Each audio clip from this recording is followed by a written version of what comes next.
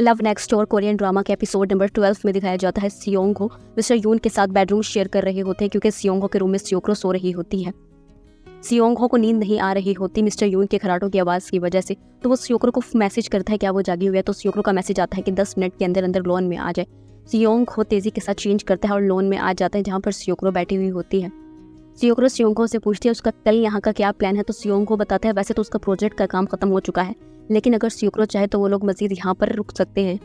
तो सियोक्रो बोलती है नहीं, मेरी वजह से यहाँ पर रुकने की ज़रूरत नहीं है। तो सियोंग को बोलता है फिर हम एक काम करते हैं, तुम मोइम की गाड़ी में आई हो, मोइम की गाड़ी को यहीं पर छोड़ दो और मेरे साथ घर वापस चलो, हम रास्ते में एंजॉय करते हुए जाएंगे। मैं तुम्हारे साथ स्टे करना चाहता हूँ। तुम्हें नहीं पता सियोक्रो, तुम्हारे साथ वक्त गुजारने के लिए एज अ बॉयफ्रेंड मैंने कितना ज़्यादा इंतज़ार किया है और मुझे यकीन नहीं आ रहा कि हम दोनों गर्लफ्रेंड बॉयफ्रेंड है और हम लोग डेट कर रहे हैं। तो सियोक्रो उसकी बात पर शर्मा जाती है और फिर सियोंग के कंधे पर सर रखकर बोलती है कम बोलो, मुझे नींद आ रही है, मैं सोने लगी हूँ। सियोंग को मुस्कुराने लगता है। मोइम का इंटरव्यू होता है और वो इंटरव्यू के लिए आई हुई होती है। मोइम का इरादा आगे फ्यूचर में जाकर नॉर्थ पोल यानी कि अंटार्कटिका में वर्क करने का होता है और वहाँ पर रिसर्च करने का होता है।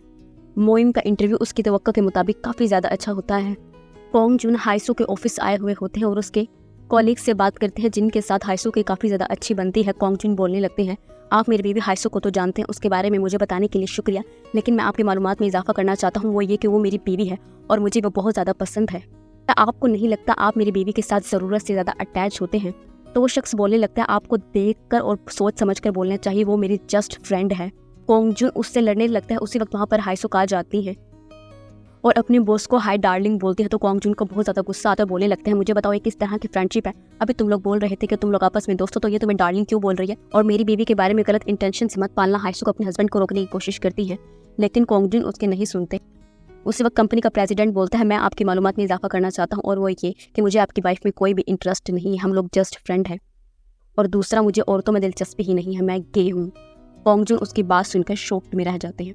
हाइसुक अपने हस्बैंड के बिहेवियर पे कंपनी के प्रेसिडेंट से सॉरी बोलती है। तो कंपनी का प्रेसिडेंट बोलने लगता है मैंने तुम्हारे शौहर की बातों को माइंड नहीं किया, मुझे उम्मीद है हम लोग हमेशा दोस्त रहेंगे। तो हाइसुक मुस्कुराने लगती है। हाइसुक कंपनी के प्रेसिडेंट से मिलकर बाहर निकलती है जहाँ पर कोंग जुन उनका वेट कर रहे होते हैं। हाइसुक गुस्से में कहती है आखिर तुम ऐसा कैसे सोच सकते हो मेरे और कंपनी के प्रेसिडेंट के बारे में? हम लोग इतने ज़्यादा अच्छे दोस्त हैं, तुमने तो मुझे शर्मिंदा ही करवा दिया है उनके सामने।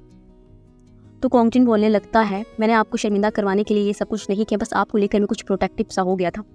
तो हाइसो गुस्से में कहती है मुझसे बात मत करो, तुमने आज मुझे अच्छा खासा शर्मिंदा किया है। सियोंगो और सियोक्रो अपने शहर वापस आ चुके होते हैं और घर के करीब होते हैं। उसी वक्त वहाँ पर मीसोक आती है और आकर बोलने लगती है अभी मुझे जिनसुक ने आइडिया दिया है, सियोक्रो क्यों ना तुम ब्लाइंड डेट पे चली जाओ। सियोक्रो और सियोंगो काफ़ी ज़्यादा बुरी तरीके से घबरा चुके होते हैं और जब वो लोग सियोंगो के ऑफिस आते हैं तो मोइम उनको वहीं पर मिल जाती है और बोलने लगती है हाँ तो मुझे बताओ तुम लोगों के दरमियान कल क्या हुआ? क्या सियोंगो, क्या तुमने सियोक्रो से अपनी फीलिंग का इजहार किया? वो दोनों बुरी तरीके से घबरा जाते हैं और सियोंगो घबराते हुए बोलता है मैंने अपनी फीलिंग का इजहार किया है, अब हम दोनों आपस में एक दूसरे को डेट कर रहे हैं। तो मोइम उनकी बात सुनकर काफ़ी ज़्यादा खुश होती है और कहने लगती है फाइनली मेरे दिल पर से ये बोझ तो खत्म हुआ, मुझे उम्मीद है अब तुम लोग हमेशा एक दूसरे के साथ रहोगे, मैं बहुत ज़्यादा खुश हूँ तुम लोगों के लिए। दांगो घर आता है तो वो देखता है मोइम और उसकी बेटी योंदे आपस में खेल रही होती है। योंदे भागकर अपने पापा को हक कर लेती है। तो मोइम दांगो के पास जाती है और जाकर बोलती है कल आप ऑफिस से छुट्टी ले लीजिएगा, हम लोग पिकनिक पे जा रहे हैं। और बिना दांगो का जवाब सुने उसको गुड बाय बोलते हुए वहाँ से चली जाती है। और पीछे दांगो अपनी बेटी से पूछने लगता है क्या पिकनिक पे, लेकिन कहाँ पे, कुछ तो मुझे बताओ। सियोंगो सियोक्रो को बोलता है मुझे लगता है कि अब हमें अपने पेरेंट्स को अपने बारे में बता देना चाहिए कि हम लोग डेट कर रहे हैं ताकि ये बात ऑफिशियल हो सके। तो सियोक्रो बोलती है नहीं अभी नहीं बताएंगे, वो लोग हमारे बारे में क्या सोचेंगे अगर हम उन्हें एक कदम इस बारे में बताएंगे। और दूसरा, तुम्हारी और मेरी मोम एक दूसरे की फ्रेंड्स भी हैं, कहीं उनका रिश्ता आपस में ख़राब ना हो जाए। हम पहले आराम से एक दूसरे को समझेंगे और फिर उनको बताएंगे ताकि बाद में कोई भी मसला ना हो। तो सियोंगो कहते हैं ठीक है जैसा तुम चाहो। अगले दिन पिकनिक के लिए मोइम ने काफ़ी ज़्यादा सामान पैक कर लिया होता है। मोइम, योंगदे और दांगो पिकनिक के लिए पिकनिक स्टेशन पर आ चुके होते हैं। मोइम वहाँ पर खैमा लगाती है और दांगो सबके लिए खाना बनाता है। मोइम को खाना बहुत ज़्यादा मज़े का लगता है। उसके बाद वो लोग वाटर गन से खेलने लगते हैं। वो तीनों इस टाइम वहाँ पर बहुत ज़्यादा इंजॉय करते हैं और मुसलसल एक दूसरे पे पानी डालने से वो एक दूसरे को भिगो देते हैं। उसके बाद मोइम अपने बाल ड्राई करती है तो दांगो देखता है मोइम की शर्ट गीली होकर उसके जिस्म से चिपक गई है। वो अपनी शर्ट मोइम के कंधे पर डालकर योंगदे को लेकर वहाँ से चला जाता है और जब इस बात का एहसास मोइम को होता है तो मोइम एकदम शर्माने लगती है। दूसरी तरफ सियोक्रो और सियोंगो भी अपनी पहली ऑफिशियल डेट पे बाहर आए हुए होते हैं। सियोक्रो काफ़ी ज़्यादा एक्साइटेड होकर सियोंगो के पास आती है तो उसको सियोंगो के पास आकर काफ़ी ज़्यादा मायूसी होती है क्योंकि सियोंगो ने सर उठाकर सियोक्रो को देखा भी नहीं हुआ था। मुसलसल अपने टैब पे बिजी रहता है। सियोक्रो बोलने लगती है मूवी शुरू होने वाली है, चलो चलते हैं, तो सियोंगो कहता है हाँ चलो चलते हैं। सियोक्रो को सियोंगा का अंदाज काफ़ी ज़्यादा बुरा लगता है और मूवी देखने के दरमियान भी यही होता रहता है। इर्द गिर्द मौजूद तमाम कपल्स इंजॉय कर रहे होते हैं और सिर्फ सियोक्रो और सियोंगो ही होते हैं जो कि खामोशी के साथ फिल्म को इंजॉय कर रहे होते हैं। सियोक्रो सोचती है आखिर ये कितनी ज़्यादा बोर डेट है। मोइम और दांग हो भी सनसेट देख रहे होते हैं और योंगडे सो रही होती है। तो मोइम बोलने लगती है योंगडो काफ़ी ज़्यादा इंजॉय कर रही है और उसको इंजॉय करता हुआ देखकर ऐसा लगता है जैसे उसने ऐसा टाइम पहले कभी नहीं बताया। तो दांग को बोलता है हाँ ऐसा ही है, मेरे पास ज़्यादा टाइम नहीं होता योंगडे के लिए, और योंगडे की माँ भी तो नहीं है ना। तो मोइम एकदम बोलने लगती है अगर तुम चाहो तो मैं योंगडे की माँ बन सकती हूँ। दांगो उसकी बात सुनकर चौंक में रह जाता है, कहने लगता है तुम क्या बोल रही हो। तो मोइम बोलने लगती है उस दिन जो हमने किस की थी, मुझे नहीं लगता वो एक गलती है, वो दरअसल मेरी फीलिंग्स हैं। मैं हर वक्त तुम्हारे बारे में सोचती रहती हूँ, चाहे घर पे हो या काम में हो। अब तो तुम मेरे ख्वाबों में भी आने लगे हो। क्या तुम मेरे साथ रिलेशनशिप में आ सकती हो और क्या मैं योंगडे की माँ बन सकती हूँ। तो दांग को हैरानी के साथ जो मोइम की बातें सुन रहा होता है एकदम बोलता है नहीं बिल्कुल भी नहीं, ऐसा कभी भी नहीं हो सकता, आप इस बारे में अब सोचिए कभी मत। और दूसरा, अब मैंने अब आपके ख्यालात जान लिए हैं, मैं आपसे रिक्वेस्ट करता हूँ आइंदा मेरी बेटी के साथ हैंग आउट करने के लिए कहीं पर भी मत जाइएगा। मैं नहीं चाहता कि आप दोबारा योंगडे से मिलें। मुझे लगता है अब हम लोगों को घर जाना चाहिए। तेजी से योंगडो को उठाने के लिए वहाँ से चला जाता है। हाईसुक और कोंग जुन हाईसुक के चेकअप के लिए डॉक्टर के पास आते हैं। तो डॉक्टर हाईसुक का अच्छी तरीके से चेकअप करने के बाद कहते हैं आपकी बीवी को कोई भी बीमारी नहीं है और ना ही कोई ब्रेन ट्यूमर है। तो हाईसुक कहते हैं फिर मैं चीज़ें क्यों बोल रही हूँ। तो डॉक्टर कहता है कुछ टाइम पहले मुझे लगता है आपको शॉर्ट मेमोरी लॉस हुआ है किसी स्ट्रेस की वजह से, इस वजह से आप चीज़ें भूल रही हैं। अगर आप अपना ख्याल रखें और अद्वियात लें तो आप बिल्कुल ठीक हो सकती हैं। तो हाईसुक गहरा सांस लेती है और कहने लगती है थैंक गॉड मैं बिल्कुल ठीक हूँ। वो लोग हॉस्पिटल रूम के बाहर निकल आते हैं। तो कोंग जुन जमीन पर बैठकर बुरी तरीके से रोने लगता है। हाईसुक पूछते क्या हुआ, तुम क्यों रो रहे हो। तो कोंग जुन रोते हुए बोलता है मुझे लगता था तुम्हारी बीमारी बहुत ज़्यादा खतरनाक है, कहीं तुम मुझे ना भूल जाओ। मैं हर वक्त इसी खौफ में रहता था, लेकिन अब शुक्र है तुम बिल्कुल ठीक हो, तुम मुझे कभी भी नहीं भूलोगी। मैं बस अब हमेशा तुम्हारे और अपने बेटे के साथ रहना चाहता हूँ। तो हाईसुक भी रोते हुए कोंग जुन को गले लगा लेते हुए बोलने लगते मैं कहीं भी नहीं जा रही, तुम्हारे साथ ही रहना चाहती हूँ क्योंकि मुझे भी तुमसे बहुत ज़्यादा प्यार है। टोकरो ने अपनी कुकिंग क्लासेस में खास किस्म की डिश बनाई होती है और सियोंगो को वो फ़ोन कर बोलती है ये खाना मैं तुम्हें खिलाना चाहती हूँ। तो सियोंगो बोलता है रात को मेरी फिल्म आ जाना, हम लोग वहाँ पर खाना एंजॉय करेंगे। तो सियोक्रो कहती बिल्कुल ठीक है मैं आ जाऊँगी। डोंगजिन को जिस कंपनी ने कॉन्टैक्ट किया होता है मेडिसिन की ऑनलाइन सेलिंग के लिए, डोंगजिन उस पर काम कर रहा होता है। लोग उससे वो मेडिसिन खरीदते भी हैं और उसको ऑर्डर्स भी देते हैं, लेकिन डोंगजिन अपने काम से सेटिस्फाइड नहीं होता कि आखिर लोग इतने कम ऑर्डर क्यों कर रहे हैं, क्या वो लोग मेरी तरह की खूबसूरत बॉडी नहीं बनाना चाहते।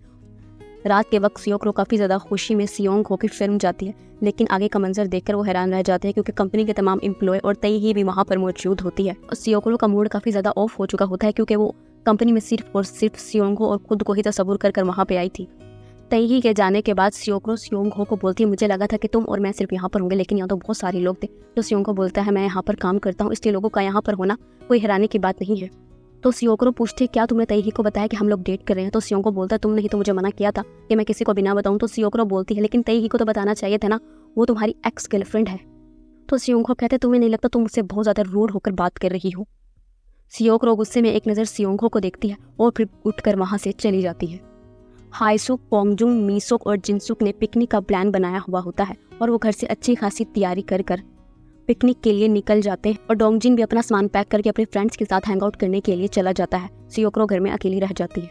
पिकनिक पे आके मीसुक नोट करती है कोंगजुन हाईसुक की तरफ बहुत ज़्यादा केयरिंग होता है, उसके हाथ पे पानी भी लग जाए तो अपने रुमाल से साफ करता है, जबकि जिनसुक अपनी ही मस्तियों में लगा होता है और मीसुक को इग्नोर कर रहा होता है।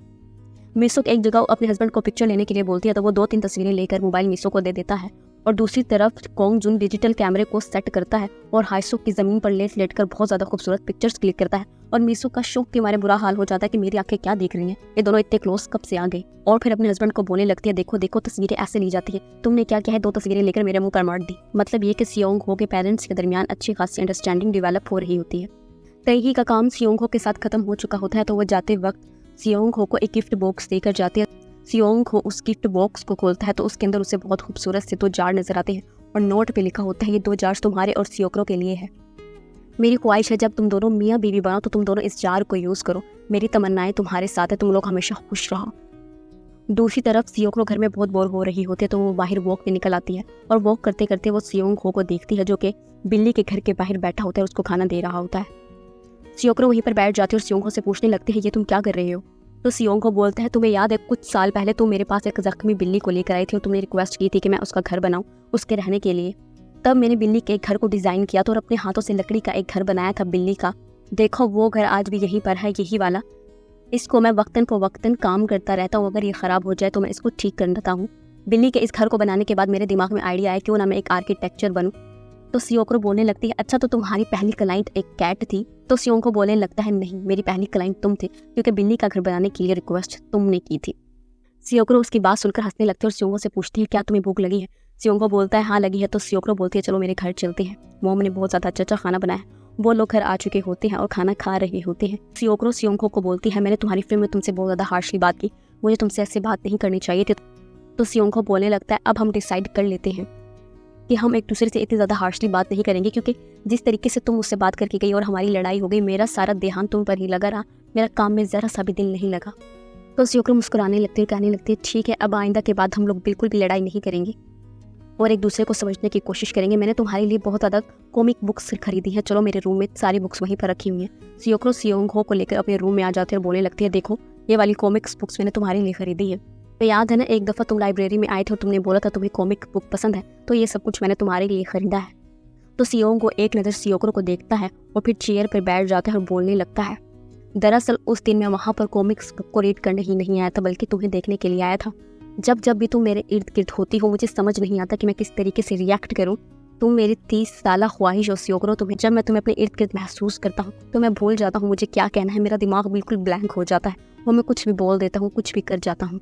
जब तुम मेरे कंधे पर सर रखकर सो गई थी मुझे समझ ही नहीं आया कि मैं आगे क्या करूँ।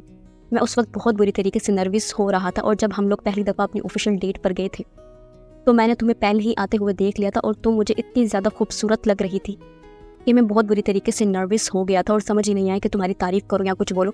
और मूवी के दरमियान भी मैंने तुम्हारी तरफ बढ़ने की कोशिश की लेकिन नर्वस होकर रुक गया। जब जब भी तुम मेरे इर्द गिर्द होती हो मैं हर चीज़ को भूल जाता हूँ कि ये चीज़ किस तरीके से होनी चाहिए। तुम मेरी ज़िंदगी में आने वाली वो वाहिद इंसान हो जो मुझे हर वक्त वार्म करती हो। सियोक्रो खामोशी के साथ सियोंगो को देखने लगती है। सियोंगो बुरी तरीके से घबरा जाता है और जैसे ही वहाँ से जाने लगता है तो सियोक्रो कहती है तुम्हें ये बुक्स लेकर नहीं जानी। तो सियोंगो बोलने लगता है मेरा यहाँ से जाना ही बेहतर है, मेरे दिमाग में अजीब अजीब से ख्यालात आ रहे हैं तुम्हें लेकर, मतलब बैड थॉट्स, मैं उनके बारे में सोचना भी नहीं चाहता। तो सियोक्रो एक नज़र सियोंगो को देखती है और बोलने लगती है अगर तुम्हारे दिमाग में बैड थॉट्स आ रहे हैं तो तुम्हें उन पर कंट्रोल करने की ज़रूरत नहीं है, जो तुम्हारा दिमाग इस पल कह रहा है वही करो, मैं तुम्हें नहीं रोकूंगी।